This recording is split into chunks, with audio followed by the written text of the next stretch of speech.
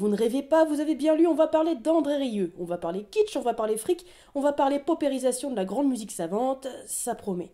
Allez, accrochez-vous aux esgourdes, on est parti.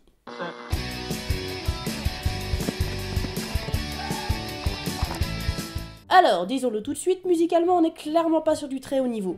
Rieu est un violoniste assez quelconque et un chef d'orchestre qui a autant de sensibilité qu'un métronome. Si vous y allez pour la qualité d'interprétation, pour la beauté du jeu de l'orchestre ou du soliste / chef d'orchestre, clairement vous vous êtes gouré de crèmerie. Et en plus, ce soliste, en fait il joue jamais en solo le père Rieu.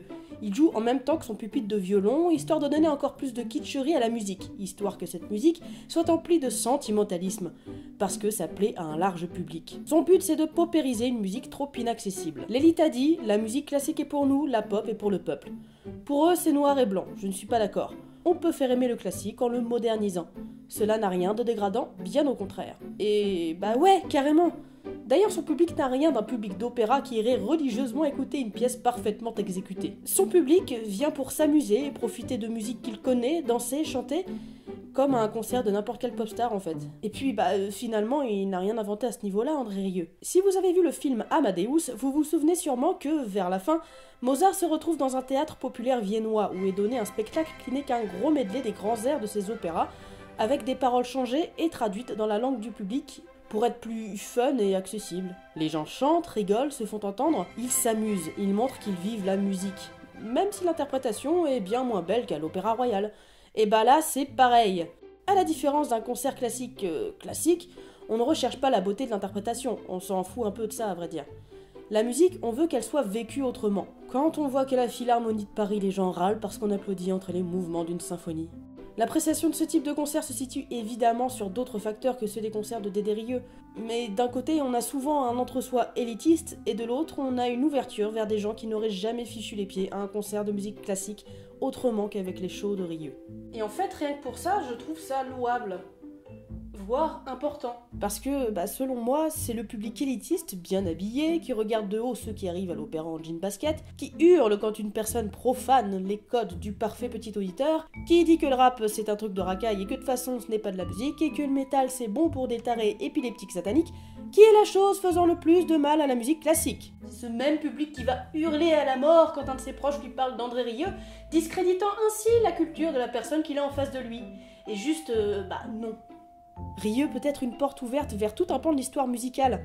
Il aide à faire vivre une musique que l'on voit souvent comme chiante et ringarde. Voir la musique comme quelque chose de quasi religieux, d'intouchable, d'inviolable, c'est quelque part pas lui rendre service. Parce que la musique a ça de magnifique, c'est qu'elle est universelle et peut appartenir à tout le monde. Elle ne devrait plus être liée à quelque mépris de classe que ce soit.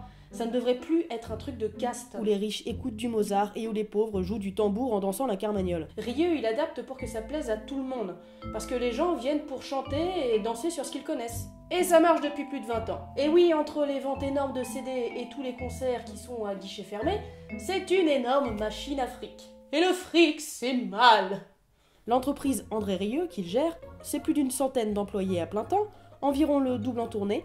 C'est un garde du corps embauché pour assurer la sécurité du Stradivarius de Dédé, oui parce que le bestiau vaut quand même environ 5 millions d'euros. C'est une énorme machine qui fait vivre un tas de gens. Et effectivement, une telle taille, ça peut rebuter. Il ferait ça pour l'argent? C'est une recette qui marche, c'est une recette qui plaît au plus grand nombre, c'est une recette qui permet de faire entrer la musique classique dans énormément de foyers. Pourquoi elle ne devrait pas en profiter pécuniairement parlant? Et je vous rassure, les grands artistes classiques touchent aussi des cachets qui vous feraient sortir les yeux de leurs orbites. Les frics, il n'y a pas que les footballeurs et André Rieu qui le palpent. Donc si vous pensez qu'ils massacrent la musique et que ça vous irrite, eh bien redescendez juste un petit peu sur terre et dites-vous qu'il ne s'agit jamais que de musique, qui ne devrait pas appartenir qu'à une certaine caste. La musique a ça de si puissant qu'elle peut appartenir à chacun d'entre nous. Et il y a de la place pour tout le monde, et d'ailleurs personne ne vous oblige à écouter du André Rieu. Et personne ne vous oblige à être un bon gros élitiste méprisant non plus. Un proche vous dit qu'il aime Dédé? La réponse adéquate devrait juste être « Ah cool, et quelle pièce tu préfères ?» Est-ce que tu connais la version de machin? Ça devrait te plaire, je pense. Par contre, ça va te paraître un petit peu différent parce qu'il respecte plus la partition d'origine. Mais ça peut être justement rigolo de comparer. Vous pourrez ainsi gaiement parler de musique autour d'une bonne bière ou d'un bon chocolat chaud, ou de ce que vous voulez, on vit en pays libre, tout en partageant vos goûts de manière joviale. Vous savez, les choses qu'on ne partage pas avec les autres et qui sont propres à nous-mêmes. Et chacun sera curieux de ce que l'autre aura à dire, et chacun découvrira que la curiosité, finalement, n'est pas un si vilain défaut. Quel beau monde ce sera!